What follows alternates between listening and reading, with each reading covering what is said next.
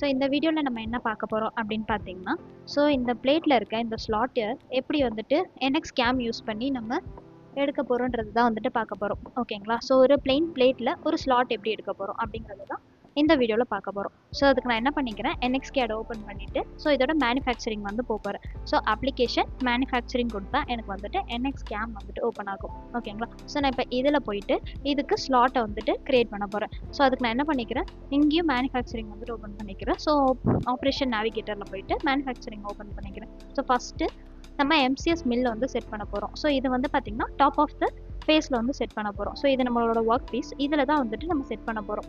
இதோட டாப்பில் வந்து நான் செட் பண்ணால் தான் வந்துட்டு என்னோட ஒர்க் பீஸோட ரெஃபரன்ஸ் பாயிண்ட்டாக அது வந்துட்டு எடுத்துக்கும். ஸோ இது மிஷினோட ரெஃபரன்ஸ்க்காக நம்ம வந்துட்டு கொடுக்குறோம். ஸோ இந்த இடத்துல போயிட்டு நான் இந்த MCSஐ டபுள் டேப் பண்ணேன்னா எனக்கு வந்துட்டு இதை மூவ் பண்ணிக்கலாம். ஸோ நான் இந்த பாயிண்ட் எடுத்துகிட்டு வந்து இந்த குவாடினேட் சிஸ்டத்தோட ரெஃபரன்ஸ் பாயிண்ட்டோட வச்சுட்டு ஜஸ்ட் நான் ஒரு ஓகே கொடுத்தேன்னா என்னோட MCS மில்ல எனக்கு அங்கே வந்துட்டு செட் ஆகிடும். ஓகேங்களா? ஸோ இப்போ நெக்ஸ்ட் ப்ராசஸாக என்ன பண்ண போகிறோம் அப்படின்னா, நம்மளோட ஆப்ரேஷனை வந்து க்ரியேட் பண்ண போகிறோம். ஸோ அதுக்கு நான் என்ன பண்ணிக்கிறேன், ஜாமெண்ட்ரி வந்துட்டு க்ரியேட் பண்ணுறேன்.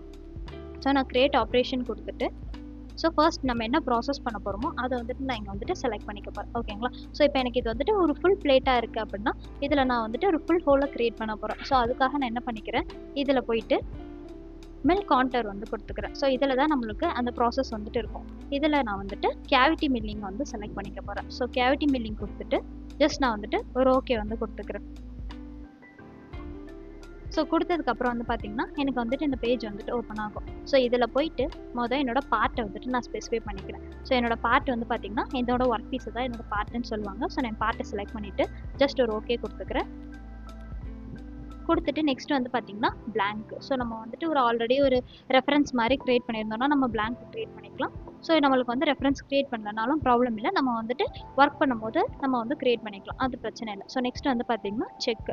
ஸோ ஸ்பெசிஃபை செக்குன்றது என்ன அப்படின்னு பார்த்தீங்கன்னா, அவங்க டூல் வந்துட்டு இங்கே நீங்கள் செட் பண்ணியிருக்க இந்த வயசில் போயிட்டு இடிக்காமல் இருக்கிறதுக்காக ஒரு செக் வந்து க்ரியேட் பண்ணுவோம். ஸோ இது நீங்கள் வந்துட்டு ஒரு பெரிய ஒர்க் பீஸ் வைக்கிறீங்கன்னா நம்மளுக்கு வந்து இந்த செக்கு க்ரியேட் பண்ணுறது தேவைப்படும். ஸோ நம்ம சின்ன ஒர்க் பீஸ்ன்றதுனால இது வந்து தேவைப்படாது.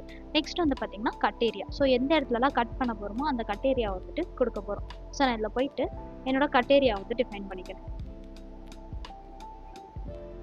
ஸோ எனக்கு இந்தந்த இடத்துலலாம் தான் வந்துட்டு பார்த்தீங்கன்னா ஒரு பிளெயின் பிளேட்டில் கட் வந்து எடுக்க போகுதுங்களா. ஸோ நான் இதெல்லாமே வந்துட்டு டிஃபைன் பண்ணிவிட்டு ஜஸ்ட் ஒரு ஓகே கொடுத்துக்கிறேன். ஸோ இப்போ வந்து பார்த்தீங்கன்னா என்னோட கட் ஏரியா வந்துட்டு டிஃபைன் பண்ணிட்டோம். ஸோ இப்போ கட் ஏரியா டிஃபைன் பண்ணதுக்கப்புறம் இதை கட் பண்ணணும்ல. ஸோ அந்த கட்டிங்கான டூலை வந்து செலக்ட் பண்ண போகிறோம். ஸோ நான் டூலில் போயிட்டு இங்கே நன்னு இருக்குங்களா, இந்த இடத்துல நான் வந்துட்டு ஒரு டூலை வந்துட்டு க்ரியேட் பண்ணுறேன். ஸோ இதில் போயிட்டு க்ரியேட் நியூ வந்து கொடுத்துக்கிறேன். ஓகேங்களா?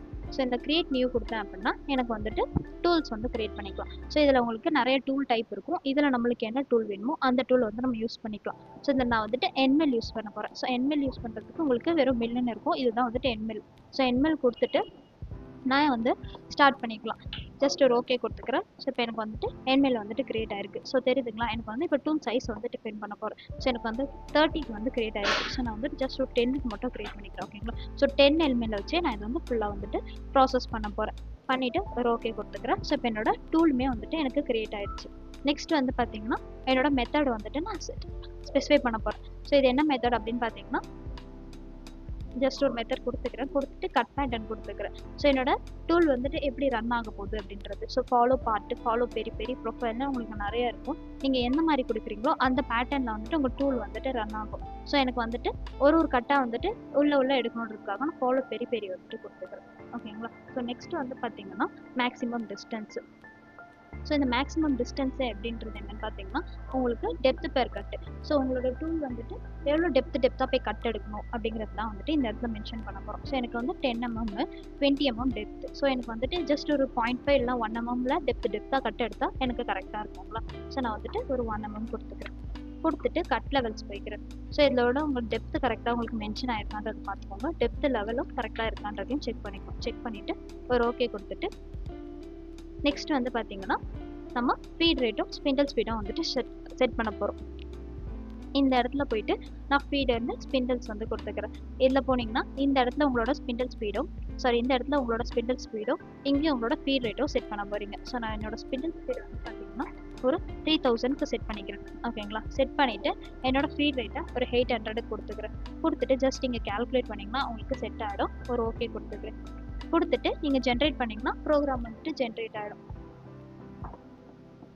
ஸோ இப்போ எனக்கு வந்து பார்த்தீங்கன்னா இந்த மாதிரி தான் வந்துட்டு என்னோட டூல் வந்துட்டு ரன் ஆக போகுது. ஸோ இதை நம்ம வந்துட்டு ஒரு ப்ரிவ்யூ பார்த்துக்கலாம். ஸோ ப்ரிவ்யூ பார்க்கறதுக்கு இங்கே பார்த்தீங்கன்னா உங்களுக்கு வெரிஃபைடு இருக்கும். ஸோ இந்த வெரிஃபை கொடுத்தீங்கன்னா உங்களுக்கு வந்துட்டு ப்ரிவ்யூ வந்துட்டு காமிக்கும். ஸோ நான் அதில் போய் 3D டைனமிக் கொடுத்துக்கிறேன், கொடுத்துட்டு ரன் பண்ணுறேன். ஸோ இப்போ உங்களுக்கு பிளாங்க் வெரிஃபிகேஷன் இருக்கும். ஸோ இதில் வந்துட்டு உங்களுக்கு பிளாங்க் அதுவே வந்துட்டு ஒரு பவுண்டிங் பாக்ஸாக க்ரியேட் பண்ணிக்கும். ஜஸ்ட் நான் ஒரு ஓகே கொடுத்துக்கிறேன். ஸோ இப்போ எனக்கு கட் எடுத்தால் எப்படி இருக்குன்றது இது தெரியுதுங்களா. ஸோ நான் இதில் போயிட்டு ஸ்பீட் ரேட் கம்மி பண்ணிவிட்டு ஜஸ்ட் நான் ரன் பண்ணுறேன். ஸோ நம்ம டூல் எப்படி ஓகட்டும் அப்படின்றத உங்களுக்கு வந்து இதில் வந்து ஷோ ஆகும்.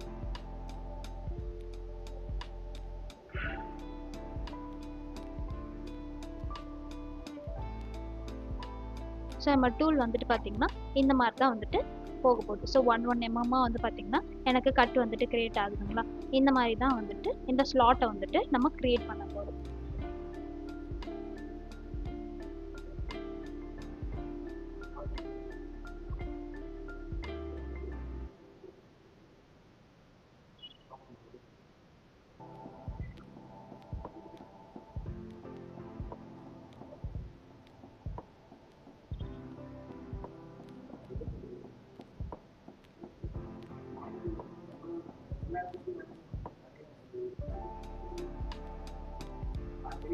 ஸோ இப்போ ஃபினிஷ் ஆகிடுச்சு. ஜஸ்ட் நான் ஒரு ஓகே கொடுத்துட்டு திரும்ப ஒரு ஓகே கொடுத்துக்கிறேன். கொடுத்தேன்னா எனக்கு வந்து பார்த்தீங்கன்னா என்னோட ப்ராசஸ் வந்து கம்ப்ளீட் ஆகிடும். ஸோ நெக்ஸ்ட் ப்ராசஸாக நம்ம இதை போஸ்ட் ப்ராசஸ் பண்ணி மிஷினில் வந்துட்டு இன்புட் பண்ணிட்டோம் அப்படின்னா நம்மளுக்கு ஒர்க் பீஸ் செட் பண்ணும்போது சேம் அவுட்புட் நம்மளுக்கு அங்கேயுமே வந்துட்டு கிடச்சிரும். ஓகேங்களா. தேங்க்யூ.